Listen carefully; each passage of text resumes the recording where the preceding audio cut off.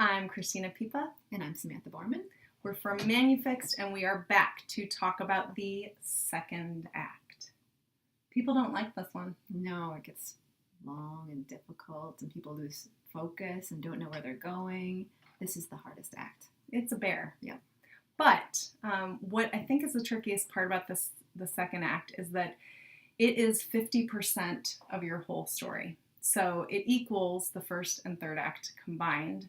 And so I think people are imagining these three acts in thirds and not realizing the work that you have to do to keep the ball up in the air, keep it rolling. It's helpful, I think, to think of the second act in two parts. Right. So, and you've got that midpoint right in the middle of it. Yep. So if you think of Act 1, Part 1, or Act 2, Part 1, and Act 2, Part 2, that could help. But it definitely helps to divide it up. So anything to kind of like limit how much you have to like think about mentally, like, because it's a lot to take on. Right. And you can track, on the hero's journey or looking at, Aristotle's 3-act structure of all the things that need to happen. But we have done that for you. So Cristina has. Let us help. I'm just going to smile and nod. Okay.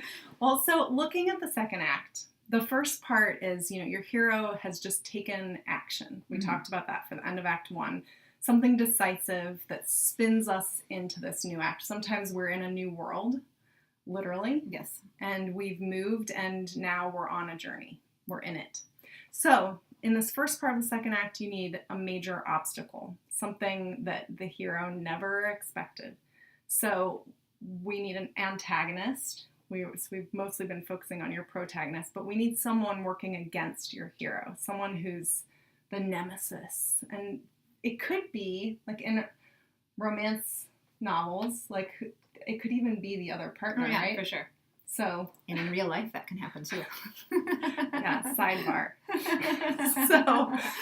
So it doesn't have to be someone twirling their mustache, evil villain. No, it's just someone who's truly working against your hero. Yes. Right? Your protagonist. So look at that. Some major obstacle and the stakes get higher. So that's your first section. Once that happens, we move into the second part of this second act where your hero has to gather resources, gather allies, make plans, make things happen, and really gear up.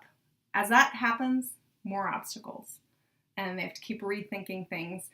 And the stakes are higher, they realize, than they ever thought. And that's what brings you to the midpoint. So when the stakes get higher and things get worse and your poor hero is thinking, what do I do? Because we're at the midpoint, it's like if you were flying over the ocean, you're too far to go back, right? So you have to keep going. So there should be that sense of, okay, I got halfway there, but I have to keep going. I can't give up. Yep. So now we're past the midpoint, keep going, and we get into the bad guy returns. So your antagonist comes back and is worse than ever. You want to think of this rising action. So things are getting worse and the hero's trying harder, doing more. And in this part, after the midpoint, you have the opportunity for secrets to be revealed. Yes. And in this part of the manuscript, your pace should be pretty tight because this is where you've passed the midpoint. We know what's going on. Everything has been introduced and you were kind of rocketing towards a big showdown. So we want the pace to be pretty tight here. And we've talked a lot about actions that your protagonist takes, but we haven't talked as much about their internal experience, their thoughts, what are they lacking in their lives that they need to fix or get. So there's also that emotional journey, that part of it, which, in this part with secrets being revealed, that can be extremely intense and dramatic or funny. Mm-hmm. And so what happens is your protagonist really needs to recommit to that original goal, right? Their major objective as they approach the showdown. So now we're getting closer to the third act. This is the last section. So if you divided your second act into fourths, we're right at that end. And this is where the big showdown can happen. That should be protagonist versus antagonist in some way. And it's the highest obstacle they face, and it can be a new low. So that's what often leads to that dark night of the soul. All is lost. You know, in the showdown, I think I used to get confused often because I thought that would happen in the climax, right? But you need for your hero to go after something and completely fail, have a horrible experience, so that they can rise from the ashes and get into Act 3. In a romance novel, this is when they probably break up. They have a big fight and break up. Right. So the showdown is that fight. Yeah. And it's probably has to do with objectives, right? Mm-hmm. They both want things and they're confused. Oh, secrets being revealed probably leads to that disaster. Yeah. Everything you've developed throughout the book has led to this moment that all the conflict explodes.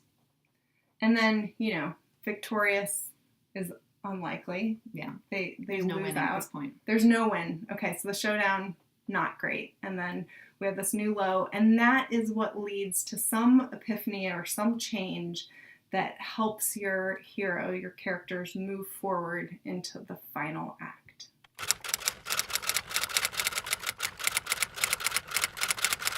Act 3! Woo-hoo!